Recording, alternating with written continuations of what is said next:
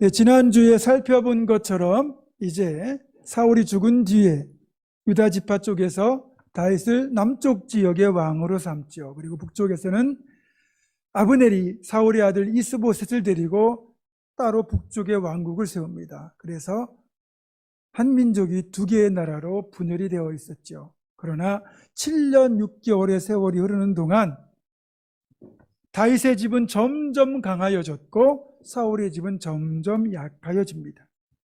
방향성이 이렇게 확연하게 차이가 나는 이유는 딱 한 가지입니다.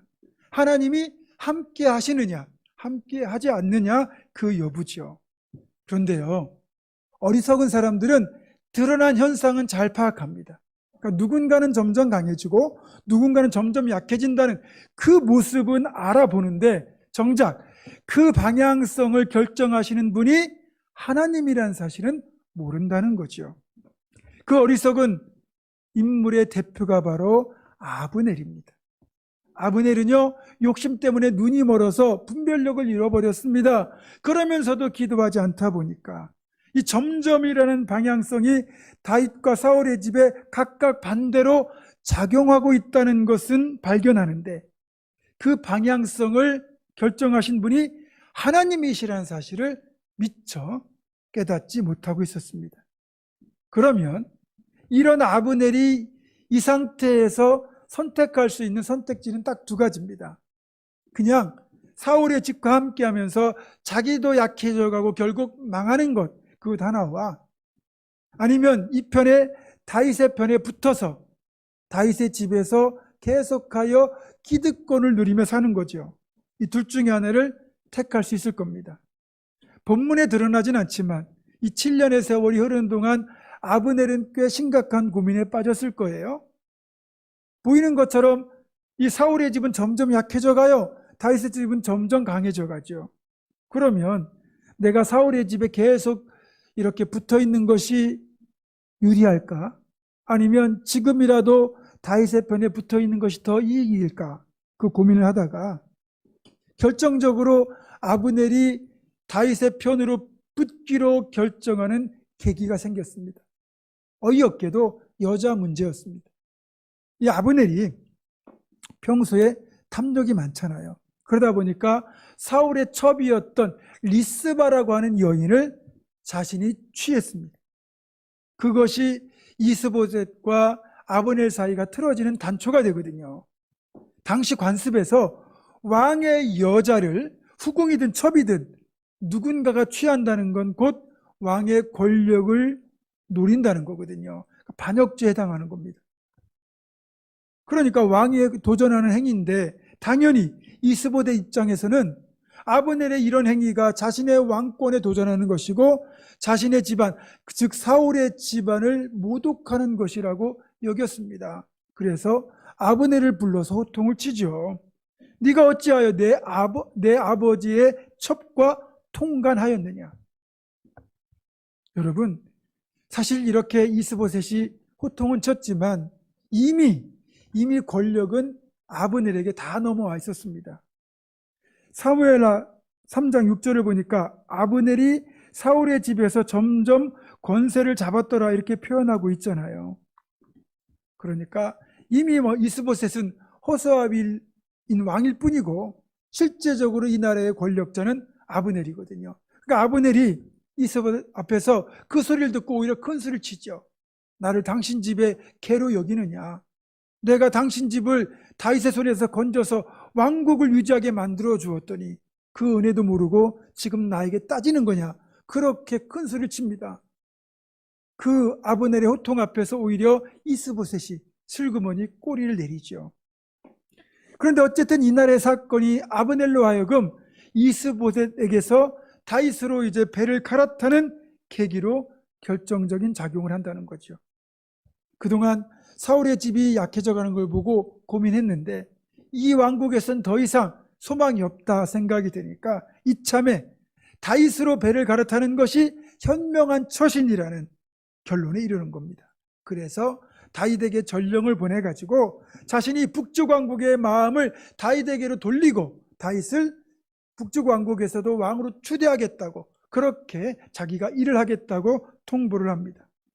물론 이 배경에는 말씀드린 것처럼 다윗이 하나님의 뜻에 따라 왕이 되는 것이 옳다고 생각해서 이 행동을 하는 게 아니라는 겁니다. 순전히 자신의 기득권을 유지하기 위해서 그렇게 다윗 편에 붙기로 한 거죠.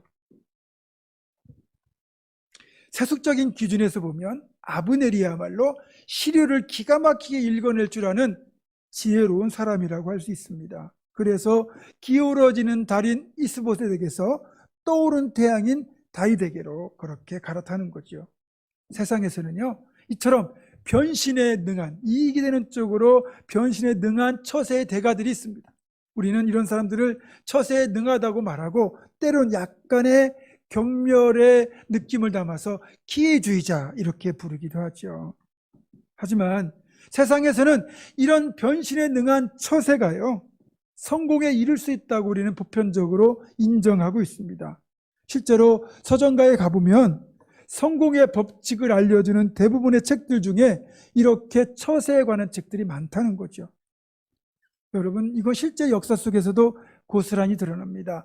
한 나라가 멸망하고 새로운 나라가 등장할 때 재빠르게 떠오르는 세력적으로 갈아타는 사람들 많잖아요. 우리도 역사 속에 보면 그런 기회주의자 처세술의 대가들이 분명히 있습니다. 조선왕조 말기에 그렇게 기회를 엿보다가 이제 일제강점기가 되니까 7.18로 그렇게 변신했다가 또 해방 후에는 재빠르게 반공주의자로 변신해서 자신들이 누려왔던 기득권을 계속 누리는 사람들이 있습니다. 아마 자신들 스스로는 자신이 무척 지혜롭고 현명하다고 생각할 겁니다. 그런데 우리가 인정해야 되는 게 있습니다. 세상에서는 이런 처세술이 통할 수 있다는 거예요. 그런데 하나님의 나라에서는 절대로 통하지 않는다는 겁니다. 하나님은 진짜 기회주의를 싫어하십니다. 하나님은 사람의 중심을 보시고요, 그 사람이 행동하는 행동의 동기를 다 보고 계시고 진실을 아시는 분이기 때문입니다. 아브넬은요, 이제 자기의 기득권을 유지하기 위해서 이스보셋을 설득합니다. 말이 설득이죠. 자기의 힘으로 억누르는 거죠. 그리고 다윗의 요구에 따라서 다윗의 첫 아내였던 미갈을 다윗에게 돌려보냅니다. 그리고 이스라엘 각 지파의 장로들을 만나가지고 너희들이 원래 요구하던 대로 다윗을 이제 왕으로 추대하자. 그리고 조금은 다윗에 대하여 적대적일 수도 있는 사울 집안의 출신인 베냐민 지파 사람들까지 다 설득을 해냅니다. 이 내용이 12절부터 19절까지 기록되어 있습니다. 근데 이 내용을 보면 그동안 이스라엘 장로들, 백성들이 여러 차례 아브넬에게 다윗이 이 나라의 왕이 되어야 된다고 요청했다는 사실을 알 수 있거든요. 그럼에도 그 사실을 알면서도 자신의 기득권 유지를 위하여 백성들의 요구를 아브넬이 그동안 묵살해 왔던 겁니다. 그런데 이제 그 기득권이 사라지게 생겼으니까 다시 다윗을 그들의 왕으로 세워주겠다는 그들의 요구를 들어주는 것처럼 하면서 자신의 욕심을 채우려고 하고 있는 겁니다. 절대로 하나님의 뜻을 존중하거나 백성들의 뜻을 존중해서 하는 게 아니라는 겁니다. 어쨌든 아브넬은 부하 20명을 데리고 이 사실을 가지고 다윗이 있는 헤브론으로 방문해서 다윗에게 환대를 받고 그리고 모든 정권을 넘기는 절차를 협의한 뒤에 평화롭게 자기 길로 돌아갑니다. 여러분, 이런 아브넬의 속셈을 다윗이 모를까요?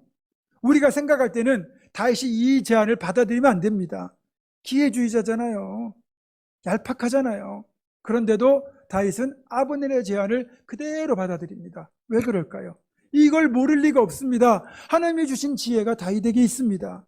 그럼에도 불구하고 만약에 다른 방식으로 왕국을 통일하려면 이 전쟁을 통해서 무고한 피를 많이 흘려야 되거든요. 그러니까 피 흘리는 전쟁 대신에 아브넬의 욕심을 어느 정도 보장하더라도 그것이 나라에 더 유익이 될 것이라는 생각이 다윗에게 있었던 것입니다. 그렇게 해서 어쨌든 아브넬의 모든 계획이 순조롭게 진행되고 있었습니다. 여기까지는 아무런 문제가 없었죠. 아브넬은 자신의 기가 막힌 지혜, 이 처세술을 스스로 감탄하고 있었을지도 몰라요. 그런데 엉뚱한 곳에서 아브넬의 계획이 틀어지고 맙니다. 아브넬이 다윗으로부터 이 모든 협상을 끝내고 안전을 보장받고 평화롭게 집으로 돌아가던 그 사이에 다윗 왕국의 군대 장관이었던 요압은 전쟁터에 승리를 거두고 헤브론으로 귀환을 하게 됩니다. 그리고 그 사이에 이런 일이 벌어졌다는 걸 알게 되죠. 요압 입장에서는 아브넬이 원수입니다. 가문의 원수예요. 자신의 막내 동생 아사엘을 이 아브넬이 창으로 찔러 죽였거든요. 그런 가문의 원수인 아브넬을 다시 평화롭게 돌려보냈다는 사실에 불만을 가지고 다윗에게 따지죠. 이 사람이 누군지 아십니까? 그리고 이 사람이 지금 여기에 온 거는 그런 좋은 뜻으로 온 것이 아니라 우리 왕국의 모든 정부를 캐내려고 온 것입니다. 라고 다윗에게 항의를 하죠. 하지만 다윗은 그런 뜻으로 온 게 아니라고 대답을 합니다. 그러자 다윗의 이런 태도가 못마땅했던 요압이 다윗에게 말하지도 않고 전령을 보내가지고 아브넬에게 다시 만나자는 전원을 보냅니다. 그 전원을 받고 아브넬도 이게 지금 자기가 속는 건지도 모르고 다윗을 만나려고 다시 헤브론으로 발길을 돌렸습니다. 그리고 헤브론 성문에 들어오자마자 그를 기다리고 있던 요압이 조용히 할 말이 있는 것처럼 아브넬을 구석으로 데리고 들어가서 무방비 상태의 아브넬을 칼을 빼가지고 찔러서 죽이고 맙니다. 어이없이 죽게 된 거죠. 물론 여기에서도 우리가 한 가지 보자면 의인 다윗과 악인 요압의 대처 방식이 확연하게 차이나죠. 다윗은 자신을 죽이려고 했던 원수 사울을 끝까지 하나님 손에 맡겼습니다.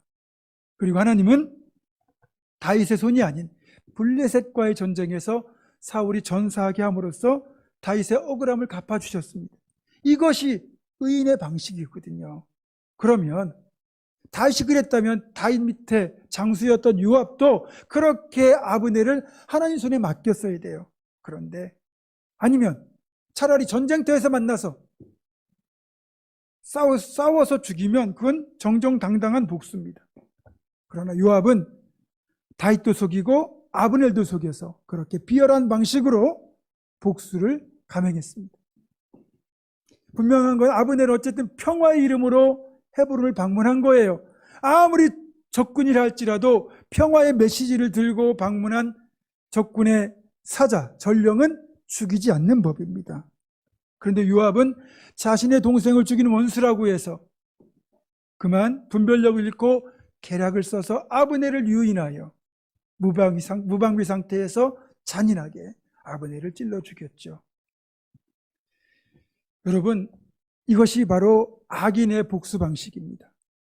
그런데 저는 여기에서 놀라운 하나님의 일하심, 그러니까 정말 두려운 하나님의 일하심의 방식을 하나 발견하게 돼요. 우리가 일반적으로 가지고 있는 개념은 이거예요. 하나님은 악을 징계하실 때 선을 들어서 악을 징계하신다는 거예요. 대부분 하나님의 일하심은 이렇게 일어납니다. 그러나 간혹 어떤 때는 하나님께서 선으로 악을 징계하시는 게 아니라 악을 들어서 악을 심판하시는 경우도 있다는 거예요. 오늘 같은 경우도 아브넬이라고 하는 악을 요압이라고 하는 악을 들어서 징계하시는 것처럼 말입니다. 그러다 보니까 하나님의 이런 일하심 때문에 우리가 이해하지 못한 한 가지 현상이 나타나는데 그게 바로 악이 강성하는 거예요. 우리가 이런 질문 갖잖아요. 왜 이렇게 하나님이 살아계신다면 악이 강성할까? 잘 보세요. 성경을 보면 이스라엘 백성들이 범죄할 때만 하나님은 주변의 이방 민족들을 들어서 이스라엘 백성들을 징계하셨어요. 이스라엘 백성을 징계하려면 이방 나라들이 이스라엘보다 강해져야 되거든요. 그러니까 그들이 강해져 가지고 이스라엘을 침공해서 이스라엘을 압제하고 수탈하거든요. 그러면 이스라엘 징계했던 그 이방 나라들, 이방 민족들이 범죄한 이스라엘 백성들보다 더 선한 모습이었느냐? 아니라는 거거든요. 그들이 더 악했거든요. 그럼에도 불구하고 하나님이 이스라엘을 징계하기 위하여 이 악이 잠시 번성하도록 놔두셨던 겁니다.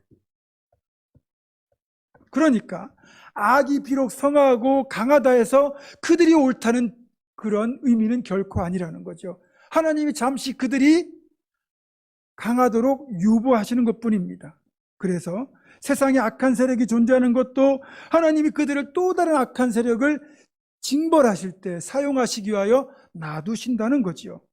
그래서 이것이 우리에게 존재하는 한 가지 질문, 하나님이 살아계신다면 이렇게 나쁜 놈들을 왜 그냥 놔두실까 하는 그 질문, 즉 세상에 여전히 악인들이 존재하는 것에 대한 조금의 설명, 약간의 설명은 되지 않을까 이렇게 생각합니다. 때가 되면 하나님은 이 악한 자들을 반드시 심판하실 겁니다. 다시 보겠습니다.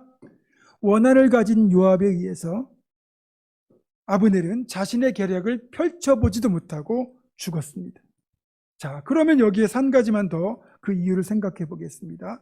아브넬이 자신의 동생 아사엘을 죽인 원수라는 이유만으로 아브넬을 이렇게 죽였을까?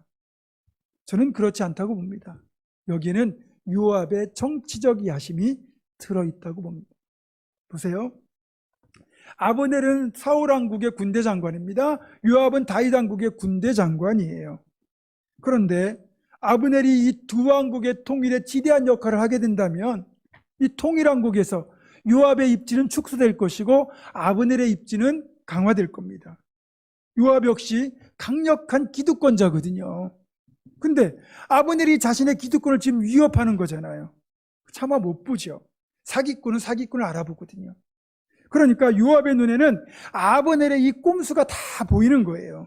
그래서 경쟁자를 제거할 목적으로 자기의 원한을 핑계 삼아 아브넬을 교활하게 죽인 겁니다. 그러니까 우리가 볼 때는 아브넬이나 요압이나 그놈이 다 그놈인 겁니다. 정리해 보겠습니다. 다윗을 이스라엘 전체의 왕으로 추대하겠다고 찾아온 아브넬의 본래 마음의 계획은 이 일을 성공적으로 마무리해서 그 공로를 인정받고 다윗 왕국에서도 기득권을 누리며 사는 것이었습니다. 그런데 그런 그의 계략이 또 다른 기득권자인 요압에 의해서 완전히 좌절되고 말죠. 여기에서 우리가 확인하는 성경적 교훈이 있습니다. 하나님 앞에서는, 하나님 나라에서는 제 아무리 대단한 처세술도 기회주의도 머리 굴림도 통하지 않는다는 겁니다. 하나님은 모든 중심을 아시고 보시고 헤아리시고 판단하시는 분이거든요. 잠언 16장 1절 이렇게 말씀합니다. 마음의 경영은 사람에게 있어도 말의 응답은 여호와께로부터 나오느니라. 또 16장 9절에서도 같은 말씀을 하시죠.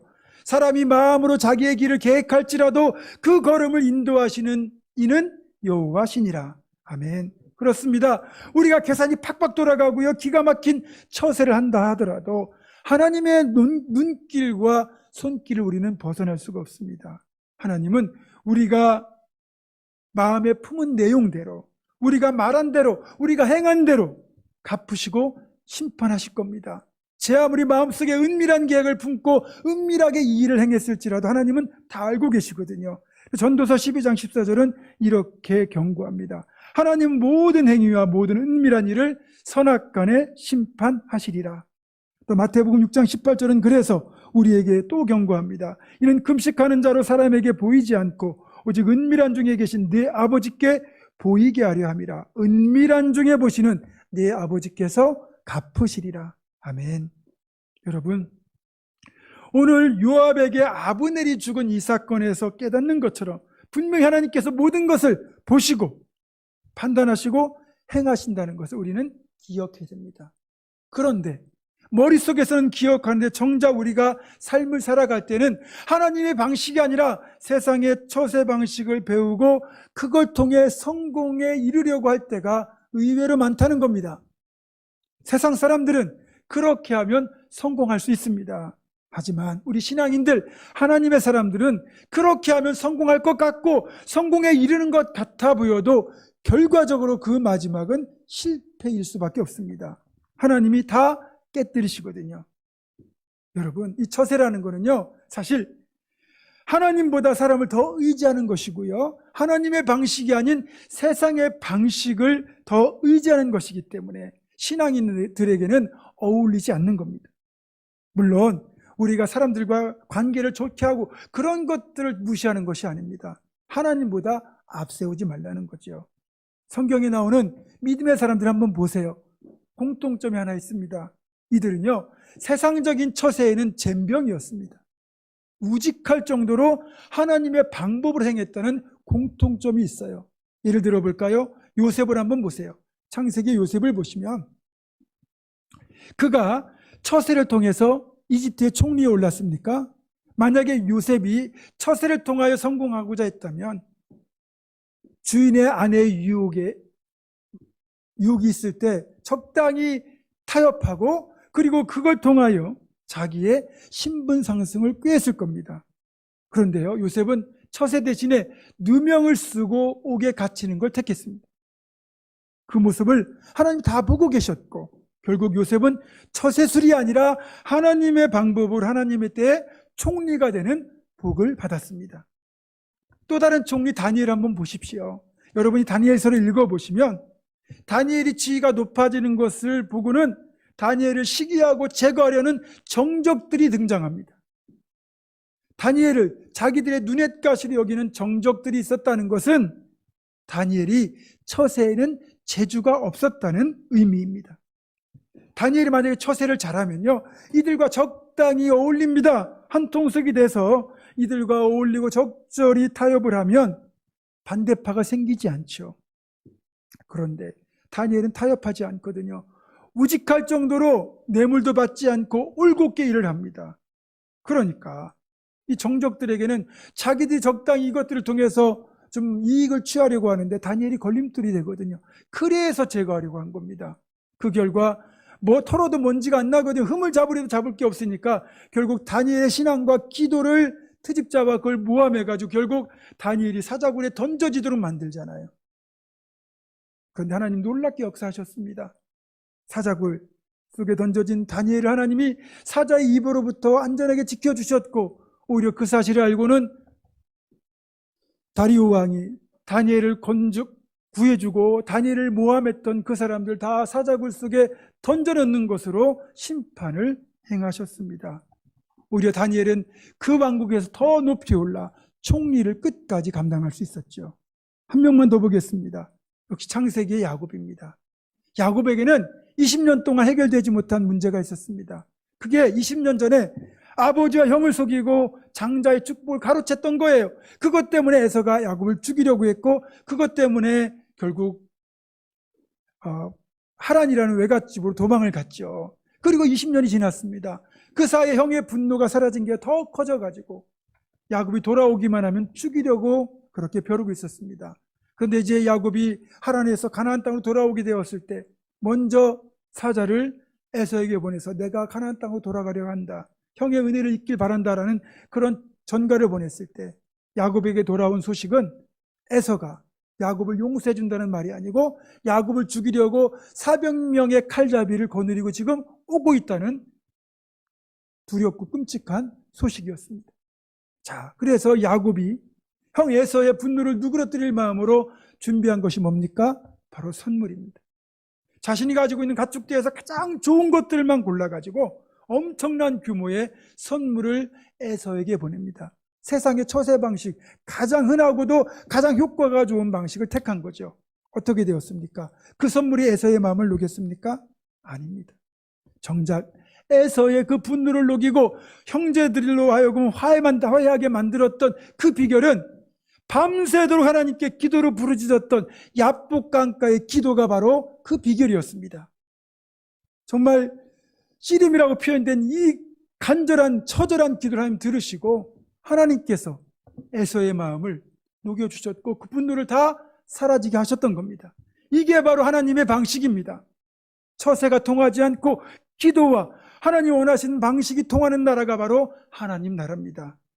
여러분 어떻게 사시겠습니까? 말씀을 정리합니다. 결론적으로 말하면 하나님 나라에서는 세상의 얄팍한 처세술은 통하지 않는다는 것입니다.